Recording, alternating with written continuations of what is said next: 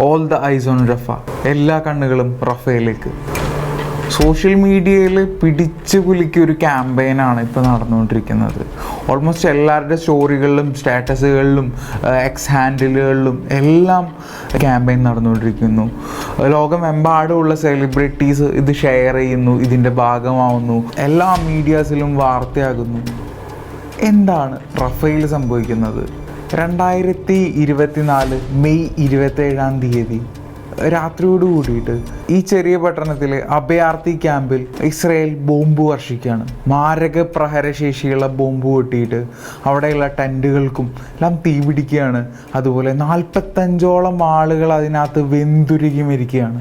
80ഓളം ആളുകൾക്ക് പരിക്കേറ്റിട്ട് ഹോസ്പിറ്റലിൽ ചികിത്സ പോലും കിട്ടാതെ മരണത്തോടും മല്ലടിച്ചുകൊണ്ടിരിക്കുകയാണ്. ഓൾമോസ്റ്റ് നമ്മൾ ഈ വീഡിയോ നിങ്ങൾ കാണുന്ന സമയമാകുമ്പോഴത്തേനും ഈ 45 എന്നുള്ള ഒരു കണക്ക് മാറിയിട്ടുണ്ടാവും. മക്കളും സ്വന്തം മാതാപിതാക്കളൊക്കെ വെന്തുരുകി മരിക്കുന്നത് നിസ്സഹായതയോട് കൂടിയിട്ട് കണ്ടു നിൽക്കേണ്ടി വരുന്ന ജനതയുടെ കണ്ണീർ നമ്മളെ മുമ്പിലുണ്ട്. ഈ ഒരു റഫ എന്ന് പറയുന്ന ഒരു പ്രദേശം ഗസ സ്ട്രിപ്പിൻ്റെ ഏറ്റവും അങ്ങേയറ്റത്ത് സ്ഥിതി ചെയ്യുന്ന ഒരു പ്രദേശമാണ്. 25ഓളം മൈൽ വിസ്തീർണമുള്ളൊരു പ്രദേശം. ഈ ഗസ സ്ട്രിപ്പിൻ്റെ ഏറ്റവും അറ്റം എന്ന് പറയുമ്പോൾ ഈജിപ്തിൻ്റെ ബോർഡറിനോട് ചേർന്ന് കിടക്കുന്ന ചെറിയ പ്രദേശം. ഫലസ്തീൻ ഇസ്രായേൽ വാറ് തുടങ്ങുന്നതിന് മുമ്പ് ഏറ്റവും കൂടുതൽ പോപ്പുലേഷൻ ഉണ്ടായിരുന്നത് ഈ ഗസയുടെ സിറ്റിയിലായിരുന്നു. ഈ ഗസ സിറ്റിയിൽ നിന്ന് ഏകദേശം 2024 ഫെബ്രുവരിയോട് കൂടിയിട്ട് പകുതിയിലധികം ആളുകളാണ് ഈ പറയുന്ന റഫയിലേക്ക് കുടിയേറി പാർത്തിട്ടുള്ളത്. ഈ കുടിയേറി പാർത്തിട്ടുള്ള ആളുകളിൽ അവിടത്തെ സിറ്റുവേഷൻ എന്ന് പറഞ്ഞു കഴിഞ്ഞാൽ 5 ഇരട്ടിയാണ് ആ ഒരു ചെറിയ പട്ടണത്തിൽ പോപ്പുലേഷൻ അവിടെ കൂടുന്നത്.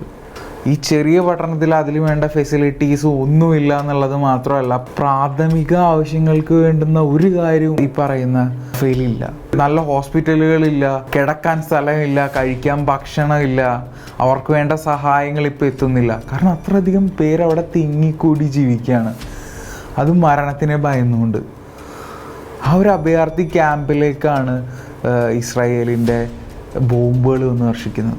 അതും ഇന്ന സ്ഥലത്ത് ബോംബുകൾ വർഷിക്കാൻ പാടില്ല എന്ന് UN-ൻ്റെ ഒരു ഓർഡർ ഉണ്ടായിരുന്നു. അതൊക്കെ കാറ്റിപ്പറത്തിക്കൊണ്ടാണ് ഇസ്രായേൽ ഈ ഒരു ആക്രമണത്തിന് നേതൃത്വം കൊടുക്കുന്നത്. റഫേൽ ആധിപത്യം പിടിച്ചു കഴിഞ്ഞൊന്നും മെയ് 7 കൂടിയിട്ട് അവർ പ്രഖ്യാപിക്കുന്നുണ്ട്.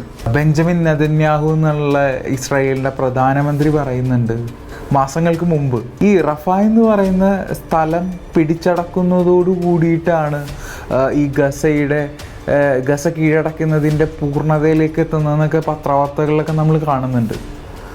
ഓൾറെഡി ഈ ഒരു അറ്റാക്ക് പ്ലാൻഡ് ആയിരുന്നു. പക്ഷേ ഇതിനു മുമ്പ് ഇവർക്ക് മറ്റൊരു സ്ഥലത്തേക്ക് കുടിയേറി പാർക്കാനായിട്ട് മാസം മെയ് 7 കൂടിയിട്ടൊക്കെ ഹെലികോപ്റ്ററിൽ വന്നിട്ട് ഇവർക്ക് ലഘുലേഖകൾ കൊടുക്കുന്നുണ്ട്, ലഘുലേഖകൾ എറിഞ്ഞു കൊടുക്കുന്നുണ്ട്. അത് വീഴുന്ന സ്ഥലത്തുള്ളവർ ഇവരെല്ലാവരും മാറി പാർക്കണം എന്നുള്ള രീതിയിൽ.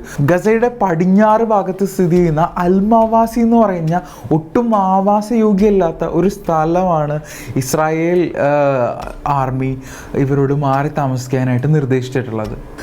പക്ഷേ ഇത്രയും ആളുകൾക്ക് ട്രാവൽ ചെയ്യാനുള്ള ഫെസിലിറ്റികളൊന്നുമില്ല, പ്രത്യേകിച്ച് ഈ ഒരു സിറ്റുവേഷനിൽ. കാരണം ഓരോരുത്തർ വീടില്ല, ഭക്ഷണമില്ല, ഒന്നുമില്ലാതെയാണ് ഇവിടെ കഷ്ടപ്പെട്ട് ജീവിച്ചുകൊണ്ടിരിക്കുന്നത്. ഇവരുടെ കുടിയേറ്റത്തിൻ്റെ ചരിത്രം പറയുകയാണെങ്കിൽ തന്നെ അവർ കുടിയേറി പാർത്ത് ആദ്യം സിറ്റിയിലുള്ളവർ മാറി താമസിക്കുന്നു. അവിടെ നിന്ന് മാറി എങ്ങോട്ട് പോകണമെന്നറിയാതെയാണ് ഏറ്റവും അവസാനം റഫയിലേക്ക് വരുന്നത്. റഫേലും അവർക്ക് തലചായ്ക്കാൻ കഴിയുമെന്നുള്ള സിറ്റുവേഷനിലാണ് പിന്നെ അവിടേക്കും ബോംബ് വർഷിക്കുന്നത്, അവിടെയും കടന്നാക്രമിക്കുന്നത്.